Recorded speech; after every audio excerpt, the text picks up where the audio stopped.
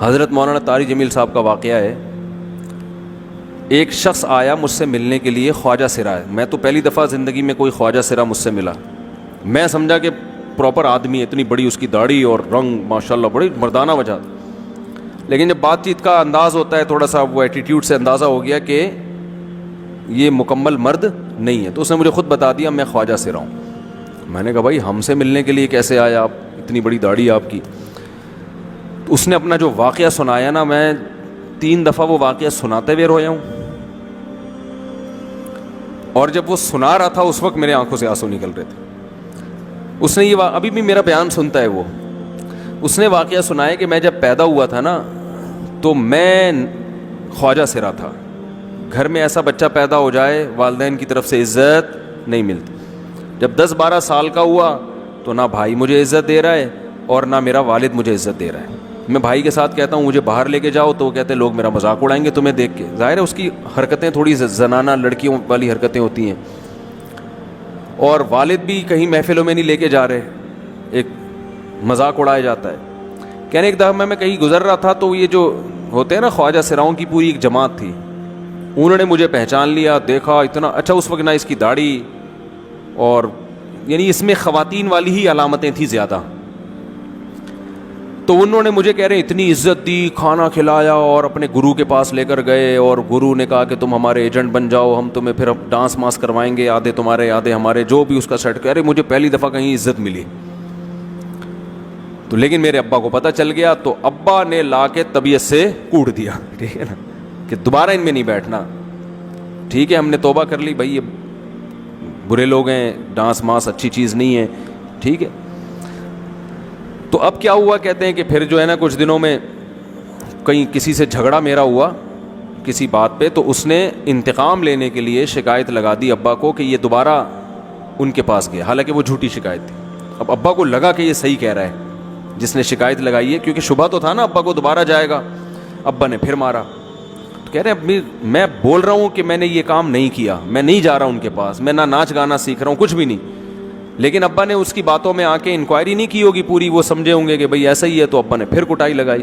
تو اس کے دل میں منفی جذبات پیدا ہو گئے اور یہ گھر سے بھاگ گیا کہ بھئی مجھے ویسے تو عزت نہ یہاں مل رہی ہے اور میں اب ذلت برداشت بھی کر رہا ہوں تو بھی. کہہ رہے میں وہاں چلا گیا. تو جب میں وہاں گیا ہوں نا خواجہ سراؤں کے ہاں، تو وہی گرو اور ڈانس، اور پھر اس نے مشہور کچھ ایکٹروں کے نام بتائے جن کے ساتھ ہم ڈانس کرتے تھے، اور پیسے آنا شروع ہو گئے، آدھے گرو کی جیب میں آدھے ہماری، اور ہٹو بچوں. لیکن ظاہر ہے یہ کوئی عزت دار راستہ تو نہیں ہے نا. کہہ رہے ہیں کہیں سے تبلیغی جماعت میں حضرت مولانا طاری جمیل صاحب آ گئے. انہوں نے اجازت مانگی، ہمارے گرو کو پیغام بھیجا بھائی مجھے ایک دفعہ یہاں آ کے دعوت دینے دو. اس نے اجازت دے دی، آ جاؤ بھائی. بیان کیا، ان کو سمجھایا بھائی یہ زندگی نہیں ہے، اللہ کی سیروزے کے لیے بہرحال ترغیب دی. کہہ رہے ہیں میں تیار ہو گیا، باقی لوگ تیار نہیں ہوئے، میں تیار ہو گیا. کہہ رہے میں نے گرو سے اجازت لی، اس نے کہا جاؤ لگا لو سیروزہ. تو کہتا ہے کہ جب میں حضرت کے گھر پہ گیا ہوں نا تو حضرت پہلے سے دروازہ کھول کے ایسے انہوں نے دونوں بازو پھیلائے ہوئے تھے استقبال کے لیے، پہلے سے کھڑے ہوئے تھے علماء کے ساتھ.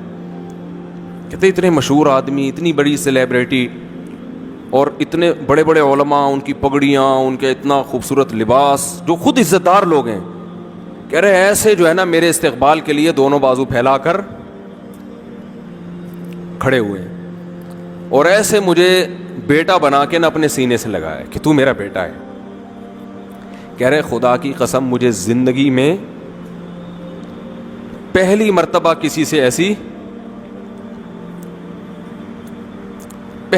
ایسی عزت ملی مجھے کسی سے، اور اس عزت دینے میں مولانا کا کوئی مفاد، بولو بھائی، کچھ بھی، بلکہ ذلت ہوگی نا. لوگ کہتے ہیں خواجہ سرا کو بیٹا بنایا ہوا ہے، اور اس وقت تو اس میں بیچارے میں کچھ زنانہ سی علامتیں بھی تھیں. تو خواجہ سرا کو کیا دے رہے ہیں؟ عزت دے رہے ہیں. کیا کسی تاجر پہ محنت کرو تو تھوڑا چندہ دے دے گا مدرسے کو، ایسا ہی ہے نا. اور کسی افسر پہ محنت کرو تو تعلقات کیا ہو جائیں گے جب وہ دین پر آئے گا. تو اس سے کیا فائدہ؟ اس کو تو اب باپ ایسے ان لوگوں کو ریجیکٹ کر دیتے ہیں. بھائی اپنانے سے کہہ رہے مجھے یہ اپنا رہے ہیں، ایسے سینے سے لگایا انہوں نے، اور مجھے سہروزے کی جماعت میں اپنے ساتھ لے کر گئے، کھلاتے تھے، بڑا خیال رکھوایا میرا۔ کہہ رہے اس کے بعد پھر میں نے گرو سے اجازت لی، وہ گرو چھوڑتے تھوڑی، ان کو پیسے ویسے دیے، جان چھڑائی نا، وہ بھی غلامی کی طرح نکلنا پڑتا ہے، پیسے دیے پتہ نہیں کتنے لاکھ یا کتنے ہزار روپے، وہاں سے پھر نکل کے 4 مہینے اس میں بھی خیال کیا، تو پھر تبلیغ کے بزرگوں سے ملا، پھر انہوں نے پورا مجھے بتایا کہ بھائی تم یہ علاج کرو تاکہ تمہارے اندر یہ زنانہ علامتیں ختم ہو۔ تو وہ علاج کر رہا تھا ماشاءاللہ، اس انجیکشن لگے، انجیکشن میں ڈاکٹروں کی بھی مدد کروائی۔ یہ ایسی این جی او ہے میرے بھائی جس کو کوئی بھی این جی او نہیں کہتا، نہ ان کے کوئی اشتہار آ رہے ہیں، کتنے لاکھوں لوگوں کو اس طرح سے یہ لے کر بھی آئے اور ان کے مسائل بھی حل کیے، مگر نہ کوئی ویڈیو بن رہی ہے، نہ کوئی اشتہار آ رہا ہے۔ یہ تو اس نے خود مجھے بتا دیا نا، اور اس نے کہا ایسے سینکڑوں لوگوں کے ساتھ ہوا ہے۔ تو اس کی ماشاءاللہ اب داڑھی نکل گئی، اس نے کہا آہستہ آہستہ میں اللہ سے امید ہے کہ مکمل مرد بن جاؤں گا میں۔ تو یہ ہے وہ دعوت جس میں آپ کا کوئی مفاد۔ دین کی بات پھیلانا صدقہ جاریہ ہے، ثواب کی نیت سے ویڈیو کو شیئر ضرور کیجیے۔ جزاک اللہ۔